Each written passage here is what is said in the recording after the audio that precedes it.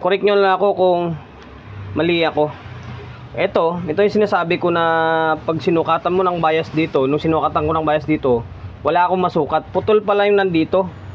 Putol siya, oh. Ang ginawa ko, nag-jump na lang ako. Wala siyang koneksyon eh. Yan, oh. Dito lang siya. Hanggang dyan siya. Tapos naputol na. Dapat base yan eh. Dapat magkakadugtong sila lahat ng base niyan. Ito.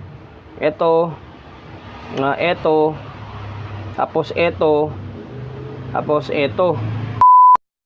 Ayun, for today's video. Bali, tayo ulit. Lagi na lang dayo. Dayo dahil taga kwanto eh. Medyo malayo-layo rin. Taga Abad Santos, Manila. Maraming salamat sir sa pagkakatiwala mo ng unit mo rito sa akin. Bali, pangalawang unit na dito sa akin to eh. Yung una is 735. Ito, AD na professional power amplifier na model AD-10. Angas sa mukha niya. Sa totoo lang guys, ang first time ko yata makagawa ng AD. First time ko makagawa ng AD na power amplifier. Dinala to dito sa akin, yun nga. Kalimutan ko na kung anong issue. Bali, testing na lang natin. Ayan, naka-valve tayo. Na-testing ko na ito eh. Pag on ko, automatic andar na siya. Tapos hindi na gumagana itong tack switch niya. Kasi naka-tack switch yung switch nito. Nito tayo, tingnan nyo. Umandar na siya agad. Yan o, umandar na siya agad. Ayaw. Yung iba, ilolong press mo to eh. Pag on mo, naka-standby muna. Pag on siya kapag ilolong press mo. Ito, automatic andar na. Wala, ayaw siya oh. Naka-normal mode yung ilaw natin. Tapos, ito, visual check. Yung capacitor, pumutok or lumubo. Off muna natin to para sigurado. Napansin ko parang umalsa siya oh. Pansin nyo, kita nyo ba oh? Umalsa siya, pumutok. Yung ilalim niya, umalsa siya. Ayan oh. Yan, umalsa tapos lumubo na itong kwitan niya. Yan isa sa nakikita nating problema. Tapos, nag-check na ako ng biasing dito. Ito, may bias dito. Dito, wala. Ito yung mission natin for today's video na sana ma-fix natin or maayos natin na maayos itong unit ni sir. Bago natin simulan yan, siyempre promotion muna tayo agad. Sa mga hindi pa nakapag-follow, pa-follow. Hindi siyempre pakishare ng mga walang kwentang video natin sa my Facebook, YouTube channel. Sa mga hindi pa nakapag-subscribe, paki-subscribe, like, share, and then siyempre pakihit ang bell button sa gilid para updated ka sa mga susunod na video na i-upload ko. Bali, angas ng kanya, yung laman loob niya. Eto, cotton tape na yung gamit. Hindi ko rin masabi na na nirewind na kasi parang orig pa siya oh. Talagang cotton tape lang siguro yung ginamit niya. Yung gamit nila pag rewind. Tapos yung transistor na ginamit is naka sangkin. Orig. Yan oh, sangkin ang ginamit na power transistor. Yung output nito hindi natin makita kung anong voltahe. Wala siyang voltahe na naka-indicate. Pero sa may parts niya oh, naka SMD. Ayan, kaya sa mga umiiyak sa SMD na sabi nila porket SMD is fake. Ito original naman to o ED to ba't SMD rin naman to Ayan, SMD rin naman oh. Hindi naman porket SMD is bilis masira. Hindi porket na carbon type is hindi nasisira. Masisira at masisira yan. Papakita ko sa inyo na yung kabila niya is may bias. Itong kabila parang wala wala akong masukat. Okay, ulit.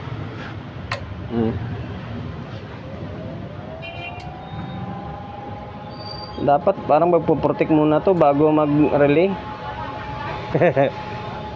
Kapag tataka, pauli na natin yan. Focus muna tayo dito sa may amplifier niya. So dito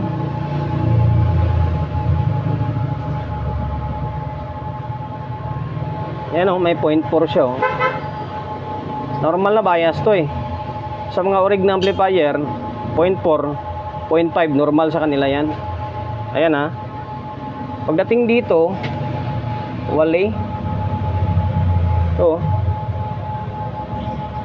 wala wala akong masukat.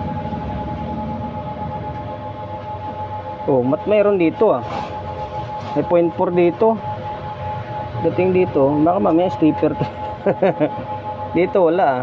O baka marumi lang. Mayroon dito. Good pala to dito. Pagdating dito, wala. Baka mamaya na-open yung resistor na yan eh. Yung resistor na to. O baka hindi lang nag-contact. Wala talaga. Pero dito normal oh. Ay normal parehas sa kabila oh. Hanggang dito normal. Ito lang nagtataka ako bakit wala ito. Ito. Okay lang, so urine na lang natin yan. And the rest meron siyang bias eh. Normal pala. Ito pala yung na-check ko kanina na sabi ko parang wala. Ayun, bali ano kaya gagawin natin dito? Galing na ako ng Quiapo kanina. Hindi ako ngayon ko lang nabuksan ito. Okay, open na natin to. Bali ang gagawin natin, palitan sana muna natin itong kapasitor. Value ng kapasitor.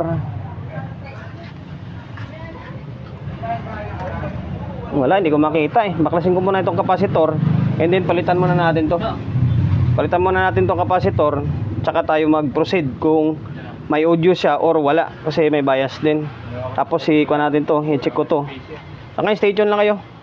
Nabaklas ko na yung power supply. Ito siya oh, buntit talaga siya oh. Yan, sabog. Bali, apat yung paa niya. Pero ito namang gilid-gilid is wala namang connection to eh.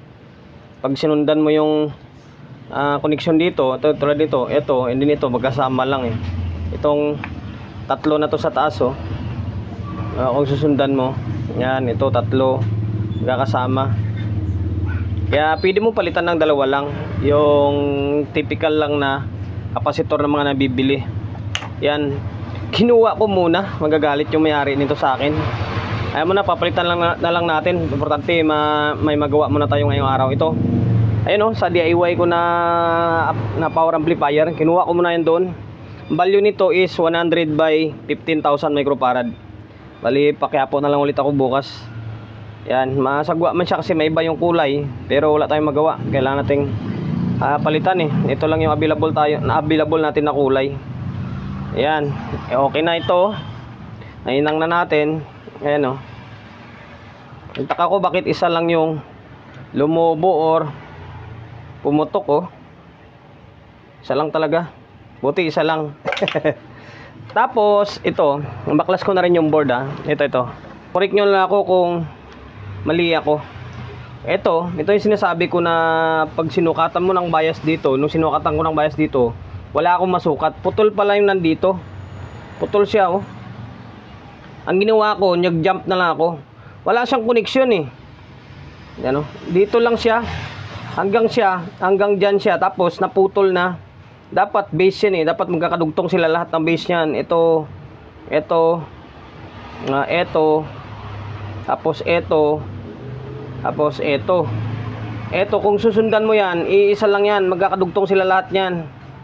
Magkakadugtong yan. Ito lang yung bukod tanging naiwan no. No, base yan oh. Base yan ha. Dito. Tapos pumunta sa dyan. Tapos yung isang resistor lang yung kinapitan niya. Dito lang. Tapos sa kabila hindi na siya kumapit. Nakakuan yan eh. Nakaparallel sila eh. Yan. Tapos dapat tatago siya dito sa taas na to. Kasi yung taas na to is base siya no. Susundan mo, papunta siya dyan, liliko, papunta siya rito.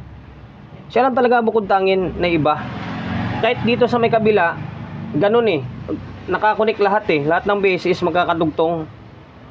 Yan no. Correct nyo na lang ako kung mali ako. Pero ito lang kasi napansin ko eh. Na hindi natin alam, di ba? Baka mamaya factory defect talaga yan. Tapos may history na rin pala ng repair ito. Tulad nito, hindi ko lang alam kung history ng repair yan or ganyan lang talaga siya. Yan o. So ngayon, ibabalik muna natin to. Ibabalik ko muna itong power supply. Tapos ibabalik ko ito. Tapos magsukat tayo ng bias. And then, para sigurado tayo, baklasin ko na rin yung isa na yan. Tapos iambing natin or tingnan natin, baka ganun din yung isa na yan. Kasi isa lang yung board nila. Baka mamaya ganun din. Na dapat talaga is may connection dapat yan para gumana itong transistor na ito. Paras lang yung code oh. Wala namang kinaiba eh. Ngayon, stay tuned lang kayo. Bali, babalik ko lang muna itong power supply. Buti, mayroon tayong DIY rito na nakuhanan. Kaya mo, palitan na lang natin yan. So, binaklas ko na rin yung channel 1 pala to. Tama, channel 1. Paano, ito to. Baka sabihin nyo, ako nagkabit to. Hindi lumang-luma na siya. Ganun talaga. Siguro, na-repair na rin ng iba to. Hindi napansin din nila. Pansin din nila na ganyan ngayong sitwasyon. Hindi lang naisama ito. Ito bago to kasi ako lang gumawa nito Ako yung nagdugtong nito. Ito. Tingnan yung diskarte nila. Ganun din Yan. Ibig sabihin, may problema talaga yung board. Hindi lang napansin siguro nung nasa factory ito.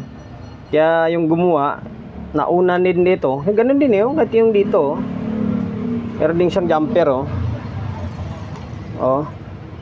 Yan.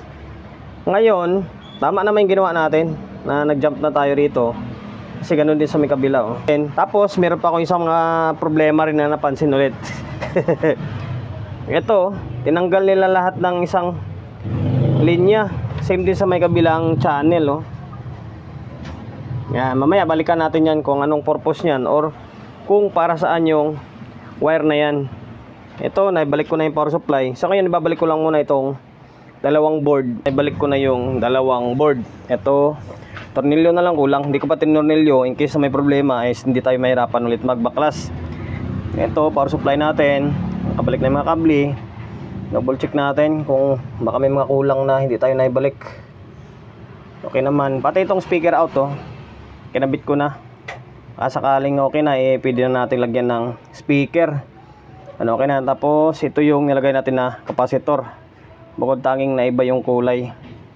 And then napansin ko pala, bukod pala dito sa may switch dito, sa may tack switch, is meron siya ritong switch dito sa may likod. Yan, ito. Na pwede mo siyang erekta na switch doon, pwede kang mag tack switch tulad nito. Yan naka-standby siya. Pero kapag i-off mo siya dito, automatic mag-on siya. Ngayon, break natin. Yan.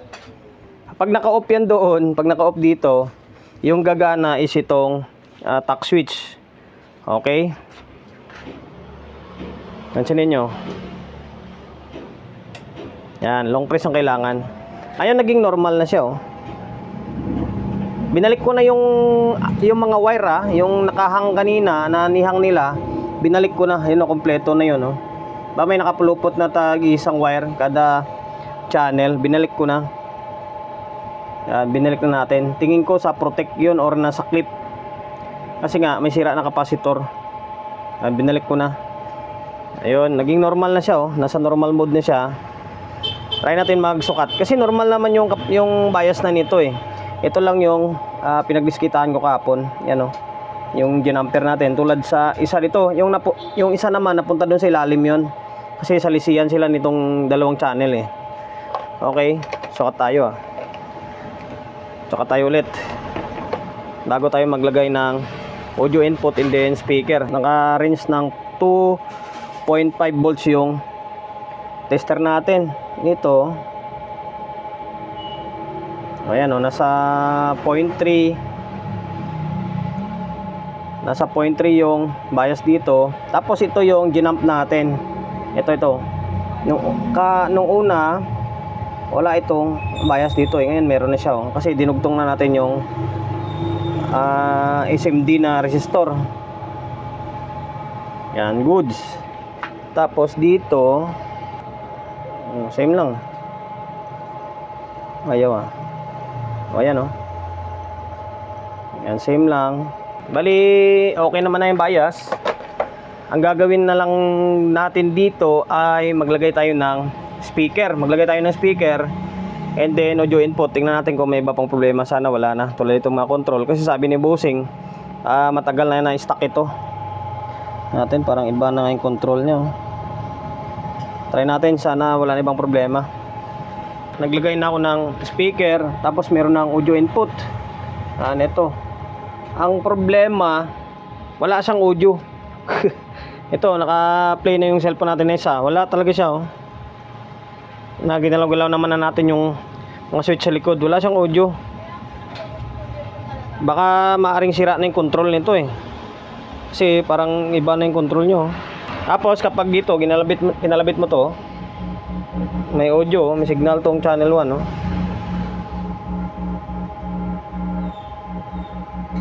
Ito, kabila wala. Wala yung channel. Ito meron. So ngayon, bali, tingnan ko muna. Check ko muna itong control. Tanggalin ko muna ito. Baka sa control na yung problema. So ngayon guys, bali natanggal. Hindi napalitan ko na. Ito yung control nya. Yung isa, di ko na alam kung saan nalaglag yun. Ito, pinalit natin. Wala akong 10K na control na mono. Wala ako eh. Meron ako 50 na mono na ganitong style. Yung may gatla rito para pumasok sa knob. Ang meron ako is 50. Ang ginawa ko na lang, pinarallel ko. Yan, pwede yan. Pinarallel ko lang siya. Yan o. Mga nasa 25K para pumasok yung groove ng knob. Yan, meron tayong 10K dyan kaso naka half moon siya, hindi siya naka full moon. Babalik ko lang muna ito and then try natin ulit patugtugin. Sana yun lang. Sana wala na ibang problema. Naibalik ko na yung front panel. Ito. Okay na yung control. Yan, nakauna. Para hindi na umaba yung walang kwentang vlog natin. Ngayon, ganun pa rin, nakakabit pa rin yung speaker. Bali, 4 yan. Dalawang nasa taas, dalawang nasa baba. Naka-parallel in 4 ohms. Ngayon, itong cellphone natin is sumandar na. Ito. Okay na, oh. Kailang, hanap tayo na ibang tugtog na medyo klaro. Okay.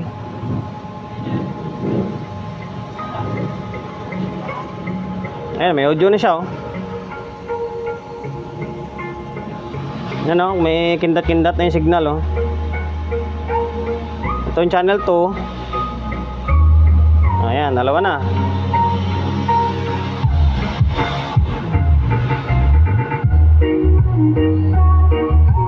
Okay na.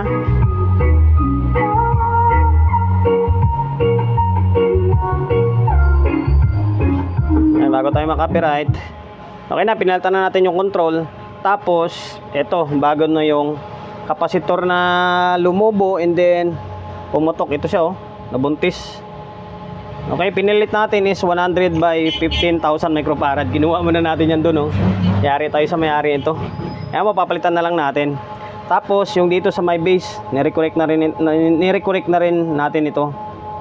Yan, same sa may kabila. Kasi kabila, dinugtong na rin nila eh. Ewan ko bakit din nila naisama ito. Ayan. Okay na.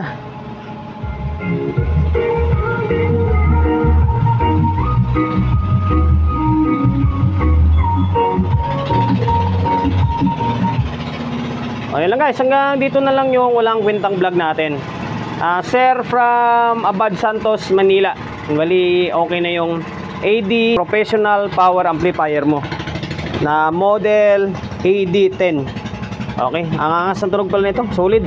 Maraming salamat sa pagkakatiwala mo ng unit mo rito sa akin, sir. Kahit malayo, pinagkatiwala mo na paggawa sa akin yung unit mo and then dinala mo talaga rito sa area ko. Ayan, promotion bago tayo magtapos. Siyempre, shop natin always on the go na 24/7. Sa mga gustong magpapa-repair along sa Uyo, Quezon City and number 61 Don Julio Gregorio Street sa Uyo Road sa Uyo, Quezon City.